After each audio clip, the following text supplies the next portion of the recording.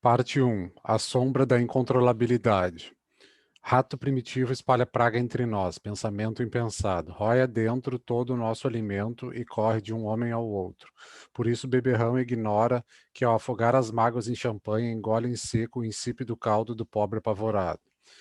E já que a razão falha em exigir direitos fecundos das nações, nova infâmia se levanta a incitar as raças umas às outras. A opressão grasna em esquadrões, a terra no coração vivo, como em carniça, e a miséria escorre pelo mundo todo, tal qual a baba no rosto de idiotas. Attila Yosef. Resumo, capítulo 1. A quebra do encanto do capital permanente universal. Além do legado hegeliano. 1.1. Além do legado hegeliano. 1.1.1. O legado hegeliano representou um problema difícil para o movimento socialista, tanto no sentido positivo quanto no negativo. Foi preciso aprender com ele, apropriando-se de suas grandes realizações por um lado e, por outro, sujeitando suas mistificações eternizadoras do capital a uma crítica radical. Há três razões para se concentrar a atenção na obra de Hegel, ao longo do processo de articulação da concepção marxiana. Em primeiro lugar, as grandes discussões políticas e filosóficas do período da formação intelectual de Marx, a década de 40 do século XIX, tornavam isso praticamente inevitável, porque presenciaram o governo prussiano tentar a exumação de inspiração conservadora do velho e reacionário Schelling como baluarte contra a perigosa influência radicalizante de Hegel sobre a geração mais jovem de intelectuais. É muito significativo o fato de que Marx e Kierkegaard tenham assistido às palestras do velho Schelling contra Hegel na Universidade de Berlim, em 1841. Foi a abertura de uma década de enfrentamentos pré-revolucionários e revolucionários. É igualmente significativo que os dois jovens filósofos tenham chegado a conclusões diametralmente opostas, com relação ao caminho que cada um haveria de trilhar. O discurso filosófico dominante e politicamente mais relevante da época tornava necessário alinhar-se com Hegel ou posicionar-se contra ele. Entretanto, desde o instante que entrou nessas discussões, Marx introduziu algumas importantes restrições. Ao expressar suas reservas fundamentais em relação a Hegel e seus seguidores, ele também tentou preservar e aperfeiçoar a predisposição radicalizadora dos jovens hegelianos. Assim, Marx definiu a meta emancipadora da filosofia como algo que não apenas explorava plenamente o potencial crítico da abordagem do próprio Hegel, mas como necessidade historicamente emergente de ir além do que se poderia conter dentro dos limites do sistema hegeliano, por mais esticados que fossem. Igualmente aplicável aos teóricos socialistas posteriores que, inspirando-se nas obras mais importantes de Marx, O Capital e Grundrisse, eram, ao contrário de alegações mal informadas, consideravelmente mais e não menos positivos em relação a Hegel do que a crítica da filosofia do direito de Hegel do jovem Marx. Foi a necessidade posterior de resgatar as realizações de Hegel das tentativas de representantes intelectuais de sua própria classe de enterrá-las para sempre e tratar o seu autor como um cachorro morto, como reclamaram Marx e Engels mais de uma vez. Empreender essa defesa não era simplesmente uma questão intelectual. Depois das revoluções de 1848 e 1849, o potencial radicalizante da filosofia de Hegel se tornaram um grande problema até mesmo para os membros da burguesia liberal que anteriormente pensaram poder apoiar o seu próprio zelo reformista em argumentos derivados da obra do grande filósofo alemão. Por essa razão, tanto a metodologia dialética como a concepção histórica do idealismo objetivo foram abandonadas em prol de uma orientação neocantiana grotescamente esvaziada, totalmente subjetivista e muitas vezes até explicitamente anti-histórica. Além do mais, esta última orientação não foi adotada somente pelos principais representantes intelectuais da burguesia, mas também pela ala reformista do movimento socialista.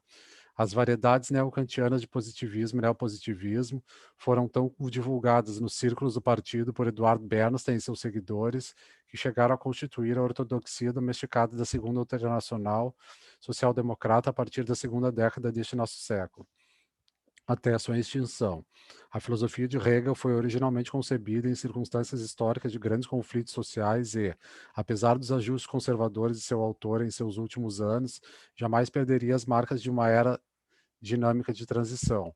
A permanência de tais marcas permitiu à filosofia hegeliana abrir-se a uma série de interpretações radicais, inclusive as mais impressionantes e abrangentes de todas, corporificada no socialismo marxista. Entretanto, ao adotar a integração à ordem socioeconômica estabelecida com o sistema correspondente de Estado como horizonte da crítica social-democrata, a liderança do partido não lhe deixou espaço para uma concepção legitimamente histórica. Sabe-se lá que surpresas guardaria a dinâmica do verdadeiro desenrolar da história, por sua própria natureza totalizadora e não fragmentária, ao pôr em movimento a astúcia da razão, teorizada por Hegel. Naturalmente, ela também não oferecia espaço para o método dialético, que teria de visualizar não apenas a possibilidade, mas também a necessidade de mudanças qualitativas em termos dos quais as transformações revolucionárias poderiam ser racionalmente previstas e preparadas, ao contrário do determinismo econômico gradualista e mecânico quantitativo da Segunda Internacional. Pode parecer surpreendente ou até incompreensível que, em meados dos anos 20, os burocratas stalinistas da Terceira Internacional tivessem adotado a mesma linha de abordagem negativa do legado de Hegel, tornando-se assim companheiros da social-democracia reformista bernsteiniana, apesar de suas diferenças retóricas. Eles usavam o rótulo hegeliano apenas como expressão insultosa, com a qual podiam excomungar os pensadores que tentassem enfatizar a importância vital da dialética objetiva também numa sociedade socialista, ousando assim afastar-se da ortodoxia recentemente instituída do Comintern. Contudo, na verdade, nada havia de realmente surpreendente nessa profana convergência ideológica. O denominador comum entre as duas partes era o fato de que, assim como na visão da social-democracia, também para Stalin e seus seguidores, a história já cumprira sua missão no que dizia respeito ao sistema em que funcionavam. O exame de mudanças qualitativas e transformações radicais estava absolutamente fora de questão. A tarefa de cada indivíduo era definida como sua integração positiva na ordem política e econômica vigente, daí o culto do herói positivo, permitindo-lhes apresentar melhorias parciais ao seguir com devoção a hierarquia do partido que já detinha a verdade. Esse discurso condescendente para as massas era muito parecido com o tratamento complacente das classes trabalhadoras por Bernstein, que lhes atribuía o dever de inspiração neocantiana do aperfeiçoamento pessoal, sob a avançada liderança social-democrata. Para ele, a corporificação medida última do que deveria ser emulado. A terceira razão era a mais importante, tanto para Marx pessoalmente como para o projeto socialista revolucionário em geral. Ela dizia respeito à base real de onde emergiram as afinidades entre as teorias de Hegel e Marx sobre as circunstâncias históricas determinadas. Isto naturalmente significava que a relação teria de ser caracterizada em termos históricos tangíveis. No entanto, essa caracterização não deveria obliterar, nem mesmo enfraquecer, o significado das afinidades de fundamentação objetiva. A circunstância reveladora de que, após a Revolução Burguesa de 1848 e 1849, Hegel se tenha tornado um grande embaraço para sua própria classe só serviu para enfatizar a importância dessa ligação real. A tentativa de Hegel de encerrar arbitrariamente em seus textos a dinâmica histórica no ponto de vista a dinâmica história no ponto central do presente eternizado do capital sob a supremacia colonial europeia, como veremos nas seções 1.2 e 1.3, não podia alterar o fato de que, acima de tudo, ele compreendesse a história como um movimento objetivo inexorável, como uma lógica própria e irresistível que não poderia ser atenuada por projetos subjetivos sonhados, nem pela correspondente intervenção voluntarista. Exatamente como Adam Smith, Hegel adotou o ponto de vista do capital, incorporando com grande sensibilidade os princípios fundamentais da economia política de Smith em sua própria magistral concepção filosófica. Todavia, precisamente nos anos mais importantes de sua formação intelectual, Hegel foi também o contemporâneo da Revolução Francesa de 1789, de todos os levantes sem precedentes históricos que a seguiram, dotados pela primeira vez na história de um sentido significativamente global. Assim, ele não poderia deixar de atribuir à categoria dialeticamente definida da contradição um lugar de importância central em seu sistema, ainda que tratasse as relações sociais incorporadas nessa categoria de forma extremamente abstrata e idealista, atenuando assim suas implicações explosivas no modo de reprodução sociometabólica do capital. Em muitos dos capítulos adiante, veremos como Hegel enfraqueceu e até aboliu completamente os antagonismos percebidos da dinâmica histórica objetiva em suas antíteses conciliatórias idealistas, em suas sínteses conciliatórias idealistas. O que deve ser enfatizado aqui é a importância do simples fato de que uma filosofia concebida do ponto de vista do capital, em determinado estágio do desenvolvimento histórico, tenha reconhecido os antagônicos históricos objetivos, os antagonismos históricos objetivos. A teoria de Hegel foi articulada num momento histórico em que, em consequência da Revolução Francesa, os notáveis representantes intelectuais da burguesia em ascensão tentavam chegar a um acordo com o fato desagradável de que o terceiro Estado, longe de ser homogêneo, estava profundamente dividido por interesses de classes conflitantes. Eles haviam admitido este fato num momento em que ainda realmente acreditavam, no mínimo esperavam, que os interesses divergentes de classe identificados viessem a ser solucionados sob alguma força ou princípio universalmente benéficos. Não obstante, todas as revoluções de 1848 e 1849 tiveram de ser banidas para sempre do discurso filosófico legítimo, até mesmo a memória distância de tal esperança, e os termos em que sua realização fora teorizada, no caso de Hegel, com referência ao postulado de superação de interesses egoístas de classe, por meio da ação da classe universal, de funcionários públicos altruístas, que supostamente compensariam, no estado idealizado, as determinações inalteravelmente egocêntricas da sociedade civil. Mesmo o injustificado postulado hegeliano da classe universal foi considerado um exagero, porque involuntariamente admitia a presença de alguns defeitos estruturais na ordem social estabelecida. Foi por isso que, no final das contas, Hegel teve de se tornar um cachorro morto. Para sua própria classe, sua visão histórica pioneira teve de ser inteiramente abandonada. Assim, nas controvérsias que o rodeavam, a questão fundamental em jogo não era o significado intelectual do grande filósofo alemão, mas a natureza da dinâmica histórica objetiva que permitiu à burguesia trazer um dia à vida as monumentais realizações de Hegel, e, noutro momento histórico, forçou esta mesma classe a destruir sua própria criação. Ainda que uma classe, em razão da mudança de sua situação na sociedade, volte as costas para a própria história, o processo histórico em si, de que a história de qualquer classe particular é parte, e só parte orgânica, não deixa de existir. A defesa socialista do legado hegeliano, num sentido historicamente qualificado, significou, portanto, concentrar a atenção na dialética objetiva do próprio processo histórico, as continuidades na descontinuidade e as suas descontinuidades na continuidade. As ideias de Hegel poderiam e tinham de ser preservadas, porque haviam emergido daquela continuidade objetiva de relações antagônicas de classe que o projeto socialista tentava dominar à sua maneira. Ao mesmo tempo, o horizonte limitador da visão de Hegel, a sua conclusão histórica marcada pela determinação de classe, de seu silogismo histórico. A ordem sociometabólica eternizada do capital teria de submeter-se a uma crítica radical, como premissa prática, objetiva e inevitável, mas de modo algum permanentemente dominante. Isso teria de ser feito para expor o alvo real a ser visado, a necessária descontinuidade da mudança estrutural radical, a ser atingida pela superação das relações de hierarquia e dominação, além da ascendência histórica objetiva do capital, sem o qual o projeto socialista não poderia dar certo. 1.1.2 Apesar das muitas proposições de Hegel tomadas individualmente, seria bastante equivocado chamar de otimista o conjunto do sistema hegeliano. Em Cândido, sua novela filosófica, Voltaire já tratava com enorme sarcasmo os proponentes de um otimismo ilimitado, embora seus próprios horizontes tenham sido limitados pelas razões do iluminismo, que pressupunha a eliminação de problemas pelo poder irresistível da razão. Quando Hegel começou a escrever, já não era possível manter a mesma fé na razão como faculdade dos indivíduos. Na verdade, Hegel criticava severamente seu grande predecessor, Kant, pela tendência a eliminar importantes dificuldades filosóficas, retirando suas soluções do saco das faculdades. Assim, em sua própria filosofia, Hegel deu um significado radicalmente novo, superindividual, à categoria da razão. Como já foi mencionado, o que fez uma diferença fundamental nesse aspecto, excluindo-se a possibilidade de uma visão otimista, sincera das questões humanas na concepção de um grande pensador, foi o fato de Hegel ter sido contemporâneo da Revolução Francesa e suas turbulentas consequências. Ele acompanhou com vivo interesse as primeiras sublevações na França e por toda a Europa em meio às guerras napoleônicas.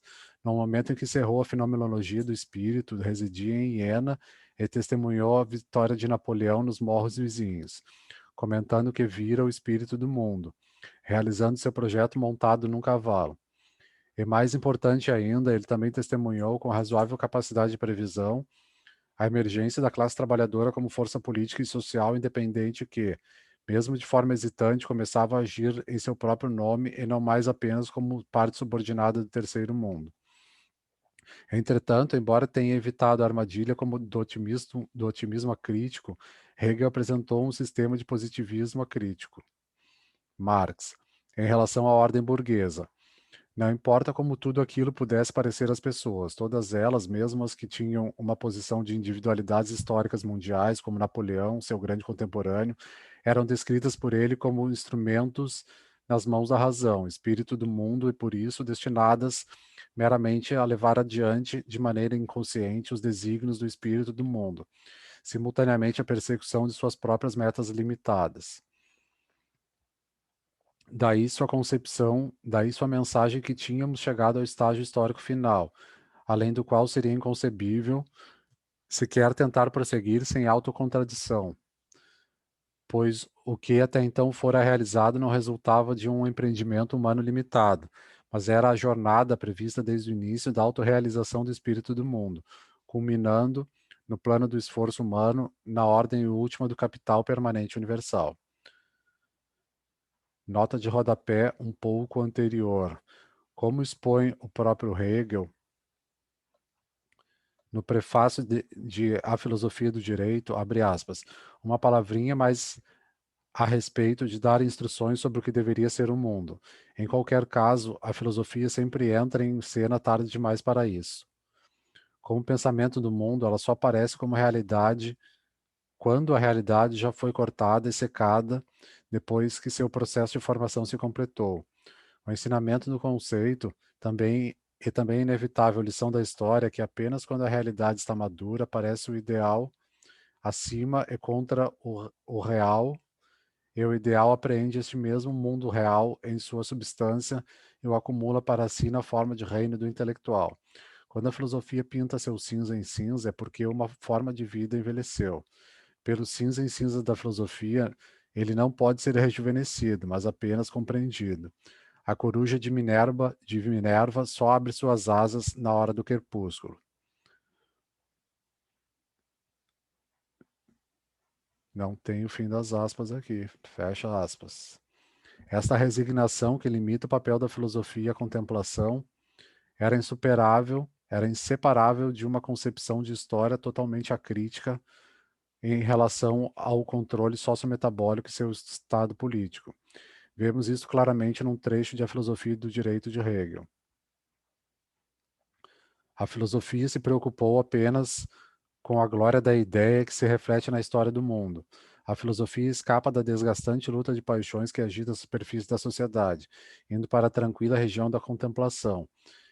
O que interessa é a admissão do processo de desenvolvimento pelo qual passou a ideia em sua realização, ou seja, a ideia de liberdade, cuja realidade é a consciência da liberdade é nada menos que isso. Fecha aspas. Fim da nota de rodapé. O contraste com a interpretação de Marx acerca do desenvolvimento histórico em curso não poderia ser maior. A adoção por Hegel do capital como horizonte absoluto e insuperável e como a culminação da história do homem e suas instituições concebíveis, coroado pelo Estado germânico capitalista, a encarnação do princípio do norte de Hegel, orientou o positivismo acrítico do grande dialético para a ordem estabelecida.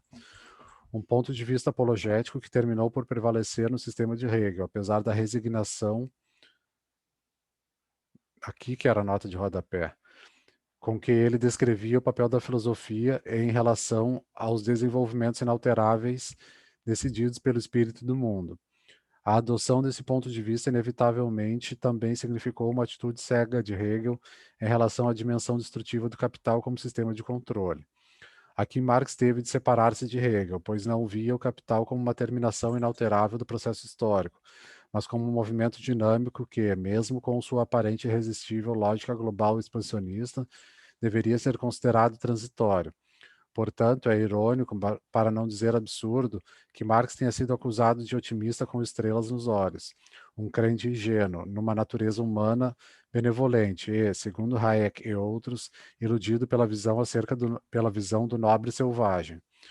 Pois, ao contrário de todos os tipos de positivismo acrítico, inclusive aqueles que Tal como a filosofia de Hegel projetavam com resignação contemplativa, Marx foi precisamente o primeiro a avaliar as devastadoras implicações do impulso irrefreável do capital para a autoexpansão. Longe de prometer um resultado necessariamente positivo, ele assim expressava num de seus primeiros escritos o perigo mortal inseparável dos fatos correntes. Abre aspas. No desenvolvimento das forças produtivas surge uma etapa em que se criam essas forças e os meios de interrelacionamento, sobre os quais as relações existentes apenas prejudicavam e já não são forças produtivas, mas destrutivas. No sistema da propriedade privada, essas forças produtivas se desenvolvem de forma apenas unilateral, em sua maioria tornam-se forças destrutivas. Deste modo, as coisas chegam a tal situação em que as pessoas são obrigadas a apropriar-se da totalidade das forças produtivas existentes, não somente para realizar a sua própria atividade, mas também para simplesmente salvaguardar a própria existência. Fecha aspas. Quando Marx escreveu estas linhas em 1845, as forças destrutivas por ele identificadas estavam ainda muito longe do pleno desenvolvimento. Suas diversas obras, que levam o subtítulo de Crítica da Economia Política, representaram a busca de uma força equilibradora com a qual se pudesse deter a destrutiva lógica autoexpansionista do capital e libertar os indivíduos sociais, por sua própria autoatividade, daquela força alienante que não apenas os controlava, mas, em última análise, ameaçava a própria existência da humanidade. As forças destrutivas da ordem da produção capital já não são, em nossos dias, apenas potencialidades ameaçadoras, mas realidades onipresentes. Hoje, o funcionamento normal e a contínua expansão do sistema do capital são inseparáveis do exercício irrestrito das forças produtivas destrutivas unilateralmente desenvolvidas, que dominam a nossa vida. Não importa quão catastrófico sejam seu já visível impacto e os riscos para o futuro, até bem maiores do que reconheciam os ambientalistas socialistas. Apesar de todas as recaídas e reveses históricos que tendem a reforçar o positivismo crítico, a tarefa de quebrar o encanto do capital permanece universal de Hegel, permanece dentro de sua agenda histórica, permanece dentro da agenda histórica. O que realmente torna a situação de hoje particularmente grave em relação à época de Marx é que a presente articulação do capital como um sistema global, na forma da acumulação de suas forças repressivas e interdependências paralisantes, nos coloca diante do espectro da incontrolabilidade total. 1.2. A primeira concepção global, sobre a premissa do fim da história. 1.2.1. O desenvolvimento da consciência histórica está centrado em torno de três grupos fundamentais de problemas. 1. A determinação da ação histórica. 2. A percepção da mudança não como um simples lapso de tempo, mas como um movimento de caráter intrinsecamente cumulativo, explicando algumas espécies de avanço e desenvolvimento. 3. A oposição implícita ao consciente entre a universalidade e a particularidade, visando obter uma síntese de ambas, de modo a explicar historicamente eventos relevantes em termos de seu significado mais amplo que, necessariamente, transcende sua especificidade histórica imediata. Naturalmente, os três são essenciais para uma legítima concepção histórica. É por isso que não basta de forma alguma afirmar em termos genéricos que o homem é o ator da história, se a natureza da própria mudança histórica não for devidamente apreendida, ou se o complexo relacionamento entre particularidade e universalidade for violado em relação aos sujeitos da ação histórica. Da mesma forma, o conceito de progresso humano como tal, tomado em separado das outras duas dimensões da teoria histórica, é facilmente conciliável com uma explicação inteiramente ahistórica quando se considera a atuação supra-humana da divina providência como a força motora das mudanças corridas. Nesse sentido, a queixa de Aristóteles contra o texto histórico, quando classificou a historiografia por ele reconhecida bem abaixo da poesia e da tragédia, diante de seu caráter menos filosófico, está plenamente justificada. Não porque o significado original do termo grego história, derivado de histor, testemunha ocular, indique o risco de confiança exagerada do ponto de vista limitado de indivíduos particulares que, por participarem dos fatos em questão, tem também um interesse especial em relatá-los de maneira inevitavelmente distorcida. A questão era ainda mais problemática, dizia respeito à sua própria natureza do empreendimento do historiador, algo manifesto na aparentemente insolúvel contradição entre o ponto de partida e a evidência particularistas. da forma como mostrada nas ações registradas e o ensinamento ou conclusão genérica supostamente deles derivado.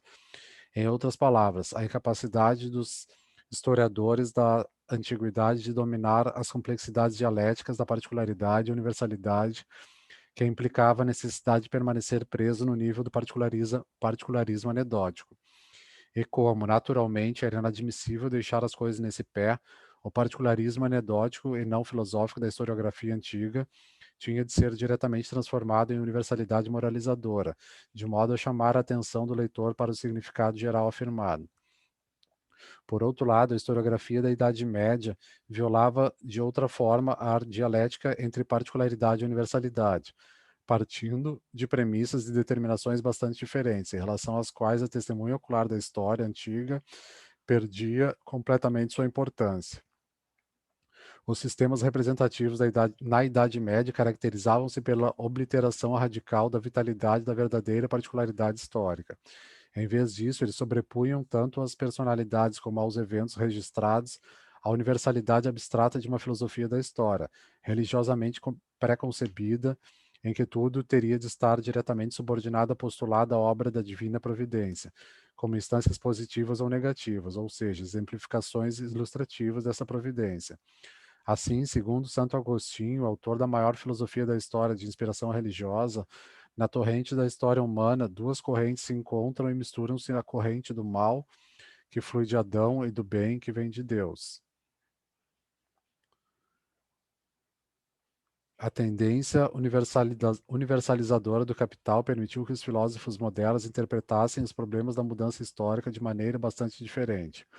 Contudo, a primeira concepção global da história, tentando sintetizar a dinâmica histórica em sua integridade como processo de autodesenvolvimento, só apareceu na filosofia de Hegel. Muito além, até mesmo de seus maiores predecessores nesse terreno, como Vico e Kant, Hegel ofereceu uma narrativa de eventos e transformações reais da história, em termos das necessidades subjacentes de uma história do mundo que se desenrolara e da concretização da liberdade, até onde era compatível com o seu ponto de vista social, e somente até aí, a filosofia de Hegel fez a tentativa mais coerente de satisfazer todos os três critérios da legítima concepção histórica acima mencionada. Ele tentou tornar a história inteligível em relação a uma atuação que tinha de empenhar-se para se manter na estrada da história do mundo, que desenrolava e que levou ao moderno Estado germânico. Dentro do mesmo espírito, para Hegel, o tempo histórico não era a sucessão de narrativas detalhadas que falavam apenas por si, nem a concatenação de ciclos repetitivos, mas o tempo de um inesgotável movimento de avanço na realização da ideia de liberdade. Em terceiro lugar, ele ofereceu uma explicação em termos da dialética entre particular e universal, no sentido em que seu conceito de ação histórica não era uma particularidade limitada nem a divina providência em seu sentido diretamente religioso, o que obscurecia até mesmo as visões históricas progressistas entre Vico e Kant, mas sujeitos identificáveis de nações e povos registrados nas crônicas até indivíduos históricos do mundo, como Alexandre Magno, Júlio César, Lutero e Napoleão. Entretanto, assim como os grandes economistas políticos ingleses e escoceses, Hegel se identificava com o ponto de vista do capital, com todas as suas inevitáveis limitações. Com isso, ele não poderia conceituar a história como algo irreprimivelmente aberto. Os determinantes ideológicos de sua posição estipulavam a necessidade de conciliação com o presente e daí o arbitrário encerramento da dinâmica histórica no quadro da sociedade civil, capitalista e de sua formação do Estado. A história poderia ser tratada como aberta, desdobrando-se objetivamente até o presente, mas cujas portas voltadas para a direção de um futuro radicalmente diferente teriam de continuar fechadas. A necessidade ideológica de justificar tal encerramento da história levou Hegel à identificação de racionalidade com realidade, de onde poderia derivar a equação de realidade e positividade, harmonizada com inevitável resignação. Assim, apesar de suas primeiras intenções, a teleologia semiteológica caracterizada da sociedade civil capitalista, em sua reciprocidade circular com o Estado burguês, afirmava-se como o último referencial conciliatório e ponto final do sistema hegeliano. Portanto, não é de espantar que Hegel nos tenha dito que, na história do mundo, só podemos observar os povos que formam um Estado. Devemos entender que este último é a realização da liberdade, ou seja, da meta final absoluta, que existe para si mesmo. Deve-se ainda entender que todo mérito que possua o ser humano, toda a realidade espiritual, ele só o possui por meio do Estado, pois a verdade é a unidade da vontade subjetiva universal. E o universal está encontrado no Estado, em suas leis, em seus arranjos universais e racionais. O Estado é a presença da ideia divina na Terra. Fecha aspas. E como esse Estado idealizado, apesar de suas contradições, subordinou a si mesmo o mundo da sociedade civil, todo o construto poderia ser eternizado sem crítica em nome da ideia divina, de modo a racionalizar e legitimar a ordem sociometabólica vigente do capital como absolutamente insuperável. 1.2.2. Quando Kant aceitou sem reservas tanto a categoria como os horizontes sociais do espírito comercial de Adam Smith, a ordem socioeconômica que os classes da economia política expressavam do ponto de vista do capital ainda não estava plenamente articulada. Entretanto, na época em que Hegel escreveu a filosofia do direito, a filosofia da história e a filosofia do direito, bem depois da conclusão das guerras napoleônicas e da consolidação da nova ordem social, os antagonismos da sociedade civil e seu estado político estavam por demais em evidência para reafirmar as ilusões e os postulados morais iluministas de Kant, como o reino da paz eterna, que, na verdade, foi saudado com risada sardônica pelo próprio Hegel. Assim, a determinação do comportamento do Estado pelos interesses materiais da sociedade civil devia ser aceita como o que parecia ser, do ponto de vista da própria economia política. Disse Hegel, abre aspas, em seus súditos, um Estado tem conexões disseminadas e interesses variados, e esses poderão ser pronto e consideravelmente prejudicados. No entanto, permanece inerentemente indeterminável saber se quais desses prejuízos devem ser encarados como quebra específica do trato ou insulto à honra e à autonomia do Estado. Fecha aspas. Portanto, era o princípio da indeterminação inerente e não qualquer imperativo moral abstrato que dominava na descrição de Hegel das mudanças e dos conflitos que se desdobravam. Mas nem mesmo o senso mais agudo de realismo com relação à situação existente poderia afastar tanto Kant como em Hegel. Poderia, poderia mas nem mesmo o senso mais agudo de realismo com relação à situação existente poderia afastar Hegel do beco sem saída de suas premissas sociais e políticas apologéticas. Tanto em Kant como em Hegel, a principal razão para que a lei determinadora do curso dos acontecimentos históricos de então tivesse de ser conceituada como o princípio, como o mistério de uma teleologia quase teológica. Foi o fato que ambos postularam como premissa indispensável para todas as demais explicações a permanência da sociedade civil e todas suas contradições. A difícil fusão dos inúmeros componentes diferentes do processo histórico foi descrita por Hegel com imagens gráficas. Abre aspas. Os estados estabelecem relações entre si como entidades particulares. Por isso, numa escala mais geral, suas relações são um turbilhão de contingências externas e da particularidade íntima de paixões, interesses privados e metas egoístas, capacidades e virtudes, vícios, força e erros. Tudo isso rodopia em conjunto e, em seu vórtice, o próprio conjunto da ética, a autonomia do Estado, está exposto à contingência.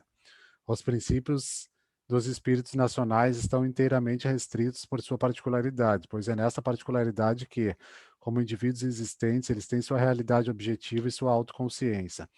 Ao mesmo tempo, o espírito do mundo foi postulado por Hegel como solução para diversas contradições reais, sem que, no entanto, ele questionasse, mesmo que de leve, o mundo social da sociedade civil.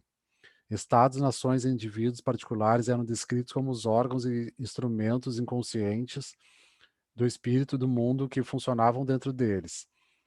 E os indivíduos, como sujeitos, eram caracterizados como os instrumentos vivos que, em substância, é a realização do espírito do mundo e, portanto, estão em acordo direto com aquela realização, embora esteja oculta deles e não seja sua meta nem seu objeto.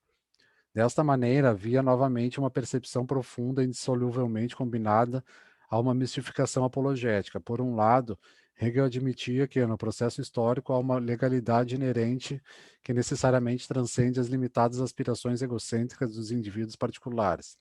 Da mesma forma, o caráter objetivo das determinações históricas foi apreendido da única maneira viável do ponto de vista do capital e sua sociedade civil, o conjunto paradoxalmente consciente e inconsciente de interações individuais, efetivamente derrotado pela astúcia da razão totalizadora.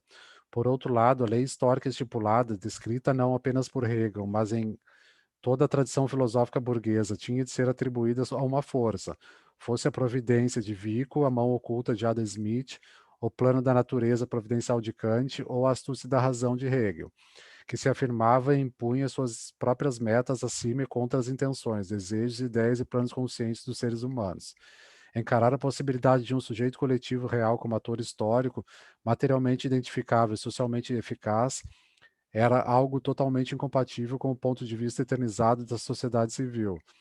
Por isso, não poderia haver qualquer atuação histórica transindividual em tais concepções.